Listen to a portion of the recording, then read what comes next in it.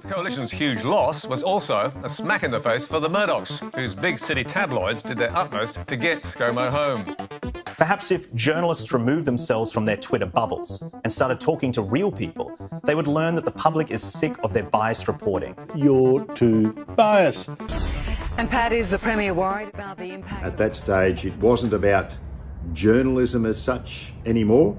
It was heading in the direction of clickbait and gotcha moments. You've got an industry that's clamouring for relevance,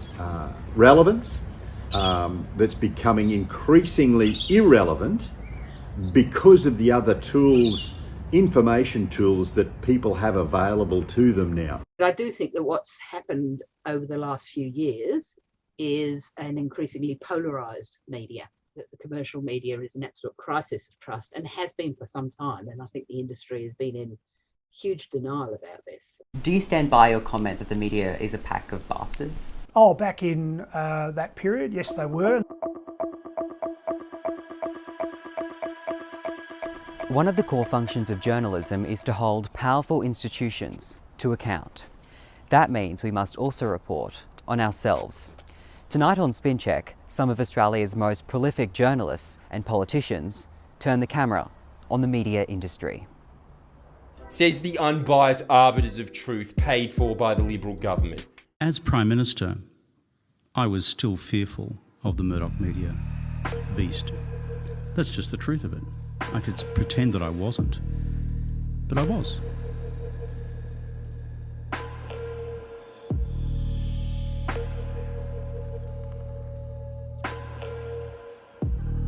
Well, News Corp Australia has announced it will stop the presses on more than 100 of its suburban and regional titles next month. Suburban and regional papers will go online only or be axed altogether. It's a sign of all sorts of commercial pressures in the media world.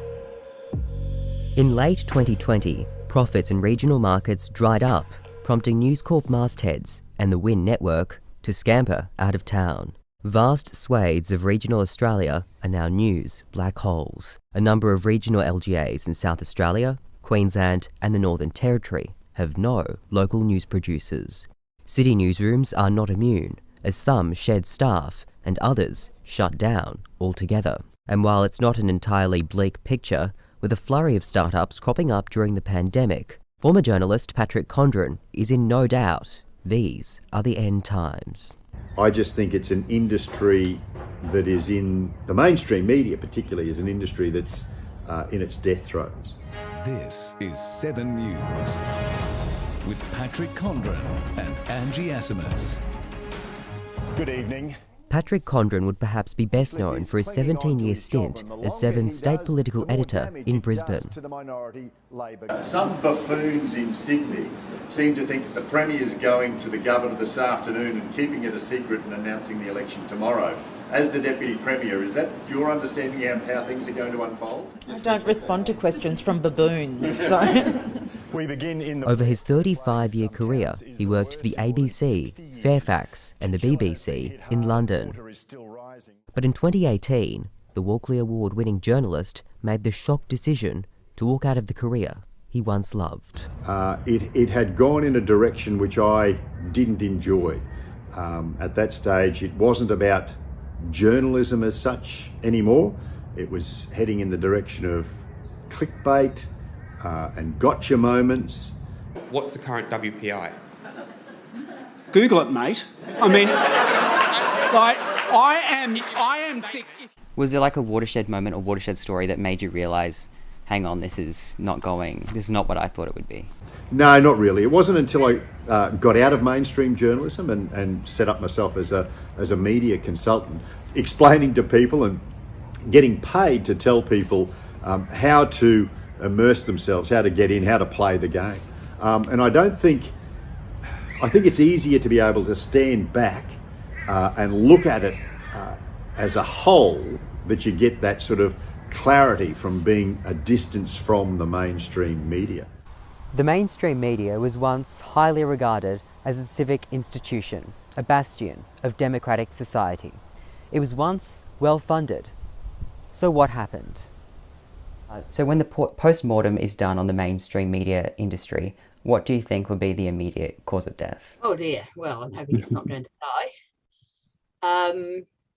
I think if you had to point to one, it would be the impact of the internet and the development of the internet on the business model. Media commentator, journalist and author Dr. Margaret Simons. Few know the media landscape as intricately as award-winning journalist and academic Dr. Margaret Simons. She says trouble started brewing as early as the 90s when advertisers flocked to online platforms. There's a long history around how the media organisations stuff that up, basically. And at the same time, appointment television viewing declined. And so whereas once the family would gather around the 6 o'clock news, and that meant that the television stations could sell the advertising in the 6 o'clock news for huge dollars, because just about the whole nation was watching one or other of the commercial bulletins. That, of course, don't need to tell your generation. Now you have people watching many screens in different rooms of the house, sometimes 2 or 3 screens at once. The idea of the whole audience gathering in a single place is dead. I consume very little mainstream media these days. I haven't watched an entire television news bulletin since the end of 2018 when I left Channel 7. And I think, I've got to be honest, I feel better for it. There's very little news these days, very little stuff on the TV news that I haven't already seen before 6 o'clock. And it's because it's all available on this. As the mainstream media became increasingly irrelevant, Patrick Condren says it started clamouring for relevance. Clickbait, sensationalism and biased reporting, he says, are all symptoms of a dying industry. The Courier Mail and its News Corp stablemates rank consistently among the least trusted news brands in the country. Critics, including former Prime Minister Kevin Rudd, call the Murdoch media behemoth a propaganda operation for the coalition. Dr. Margaret Simons says News Corp doesn't even bother to deny its bias these days. So we're seeing, and it's not just this election, over a few elections now, we've seen the News Corporation tabloids in particular barracking for a certain outcome from an election contest, always for the coalition. Over her 40-year career in journalism, Dr. Simons has worked for News Corp, Fairfax and the independent outlet Crikey, frequently commenting on the media. And yet, for all her industry experience, the freelance journalist says she has never been instructed by editors to toe a political line. No, and I have been fortunate enough to be able to choose throughout my career where I work to a large degree, and I wouldn't work for an organisation that required that of me now. It's well established, and I spent 6 years working in the United Kingdom for the BBC and as a foreign correspondent for some newspapers here in Australia. And people that own media organisations will use that power to try and manipulate the political processes. Condren says he's not just seen it, but experienced it too. Patrick Condren, how much are Brisbane's quarterly rates? I have absolutely no idea. How do they compare to other cities? Again, I've got absolutely no idea. 1 year after departing Seven, he ran for the biggest job in local government in the country as Labor's Lord Mayoral candidate for Brisbane. And I'm terribly grateful for the opportunity that the Labor Party has given me to lead this team back into City Hall. He failed to clinch victory in the 2019 election and describes being targeted by sections of the media, citing this article in News Corp's The Australian. Patrick Condren was the no-holds-barred journalist who publicly simulated masturbation to one would-be premier and gripped another with his trademark nipple cripple. He cheerfully referred to one female reporter on the press bus as Hooters. A second young woman became Hornbag. Look, there was an agenda being run, and it's fair cop. When you put your hand up for public office, those are the sorts of things that you've got to expect. The people writing those stories were friends of mine, people I'd known inside journalism and got on the grog with it at pubs outside journalism as well. I never expected to get a free ride when I put my hand up for public office, and it's all part of the cut and thrust. But I think it's more a symptom of the industry that those sorts of stories would get a run. He says a group of journalists from the ABC also singled him out. There was a group of former foreign correspondents who work at the ABC here in Brisbane who made it very clear that they would run stories to their colleagues, that they would run stories and generate stories, deliberately targeting me when I put my hand up to be the Lord Mayor of Brisbane. But it wasn't just colleagues Condren rubbed the wrong way. Well, Patrick, we're very happy to do a number of... It wasn't going to be an issue. Several Queensland premiers were upset by his trademark take no prisoners approach as a political journalist, with Peter Beattie even calling Condren into his office. And what sort of things would these people say? Campbell, Newman, Anastasia Palaszczuk, what would they say to you after the press conference? It's different premiers behaved and responded in different ways. Occasionally, on several occasions, Beattie asked me to come up to his office to have a conversation. Why are you picking on me? Why are you being so nasty to me? Newman, although he was given the opportunity, I said to him before he made his run that if he ever had an issue to come and talk to me, but he didn't do that. He had a different way of conducting himself.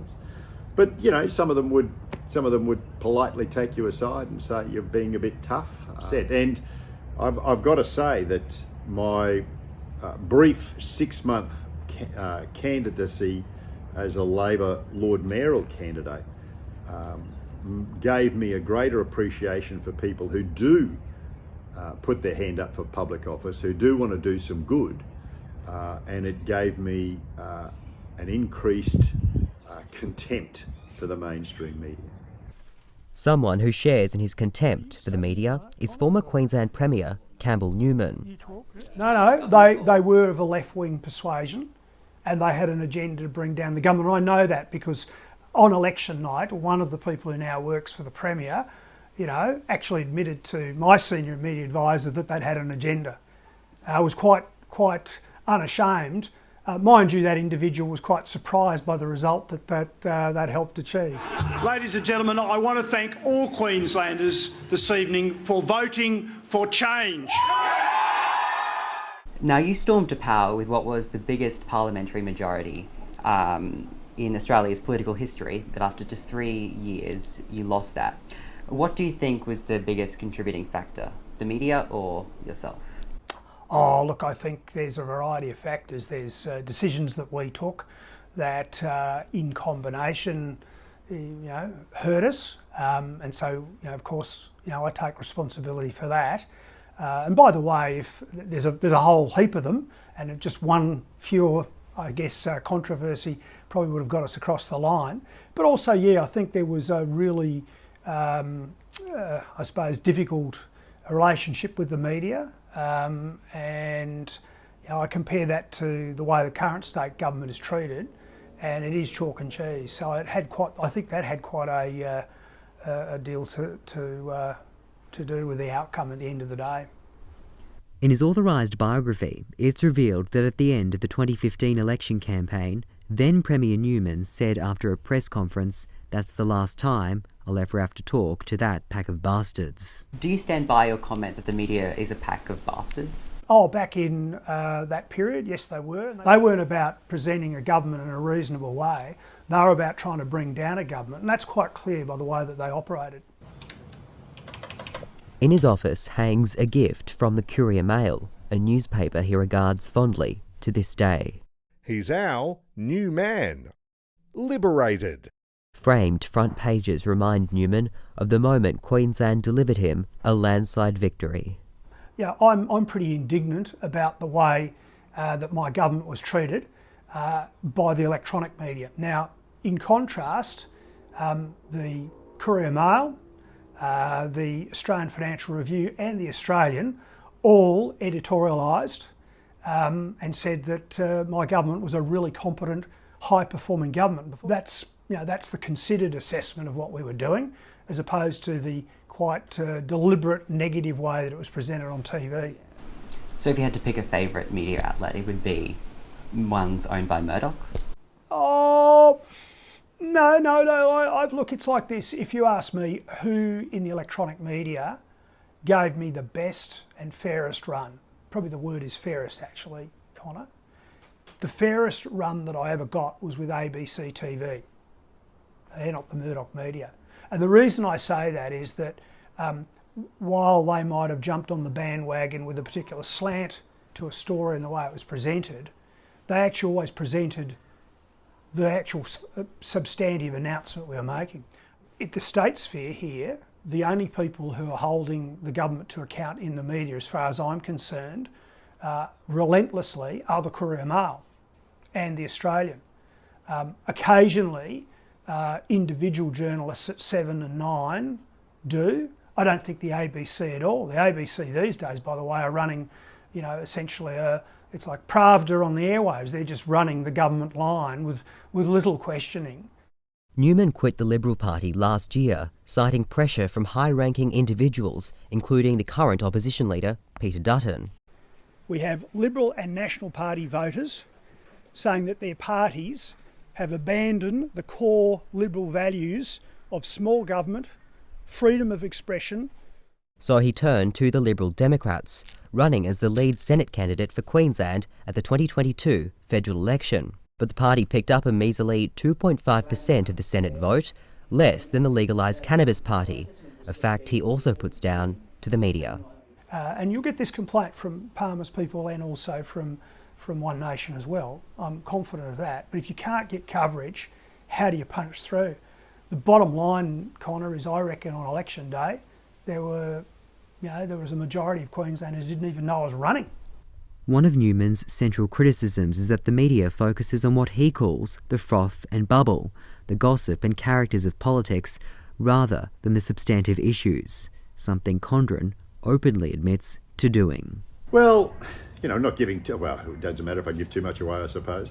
I would say to people who I would be upfront with people. I can fit you into my news story for 3 to 5 seconds. So if you want to give a 10-second answer, it won't be in the news. If you want to be on the news, you can put it in at 3 to 5 seconds.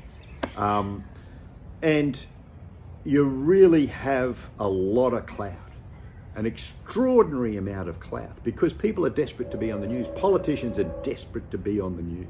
When I was putting my stories together, I'd want something, a politician doing something stupid, saying something stupid. They'd get 2 or 3 second grabs. There was no policy as such discussion on the news. And so politicians, to get on the news, they knew that they had to play by that game, play by those rules. So you end up in this sort of vicious circle, downward spiral, if you like, to where we get to now. Now, we also spoke to Patrick Condren as part of this story. He's one of my biggest critics. Yes. And he's a Labor opponent.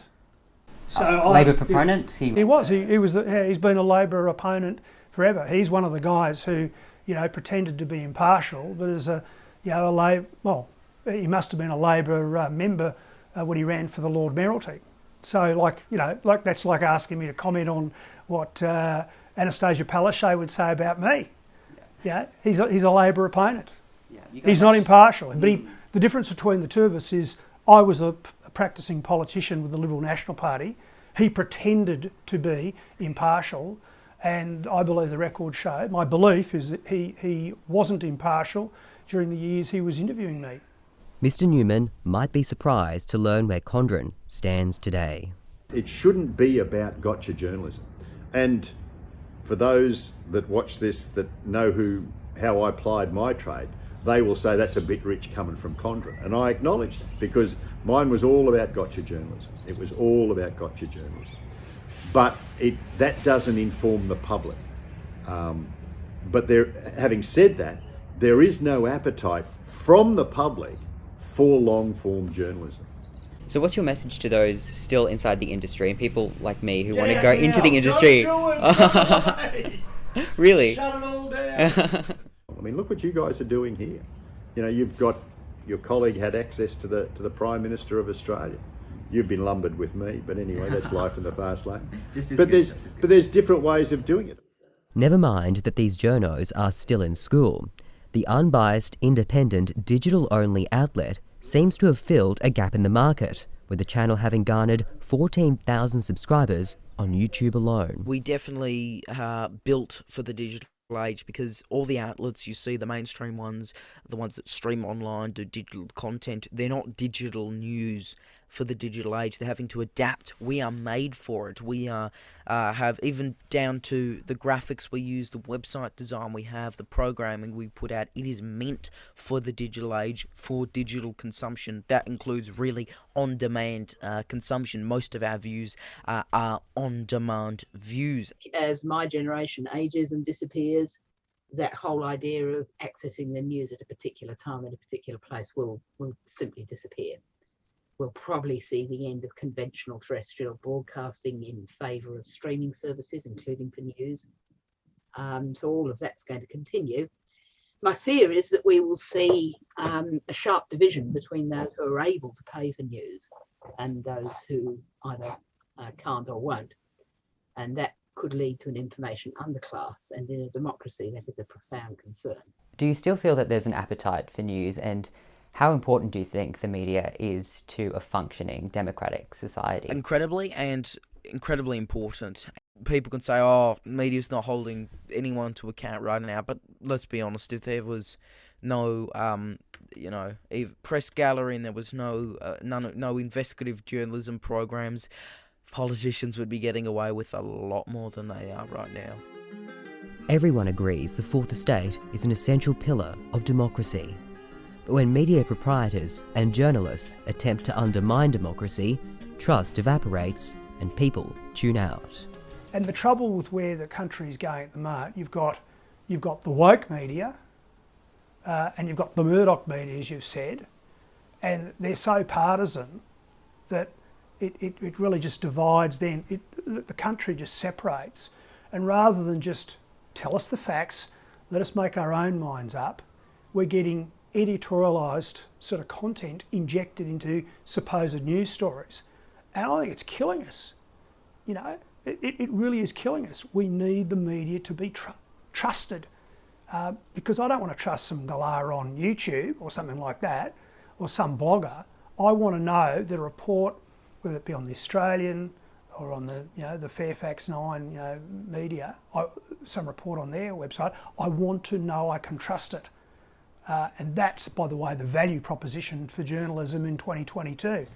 But as traditional delivery methods, such as TV and newspaper, are gradually outmoded, the news is set for a massive shake-up in coming decades. Really hard to overstate the profundity of the change. I don't think any industry has changed faster, and it continues to change at rocket speed. What would a society without the media look like? You don't have people questioning the politicians. Wouldn't it just fall apart? I don't think society would fall apart. First they came for the journalists, and then we don't know what happened after that. But it's important to have a fourth estate, absolutely. But just because it's important to have a fourth estate, if that fourth estate isn't, morally, it has no moral integrity, then you've got problems. And look, society's not going to fall apart because of the poor quality of journalism or any perceived biases in journalism. But it'll be a less well-informed society, a society that will make decisions based on dodgy information is probably too strong a way to put it, but a society that will make poorly informed decisions. But yeah, so, and yes, I wouldn't be too glum about it. Society will continue. I think we should be more worried about global warming. And that is this SpinCheck special. You can read much more on what you've heard tonight on our website, SIXNewsAU.com. This Tuesday at 8 p.m. Australian Eastern Standard Time, that full interview with former Queensland Premier Campbell Newman is released on Uncensored, where we look at many more topics, including his time as Premier and his unsuccessful bid to get into the Senate this election. If you want to help support our work, donate just $4 a month on Patreon and receive exclusive benefits. That's patreon.com/SIXNewsAU. For now though, I'm Connor Alforque. Good night.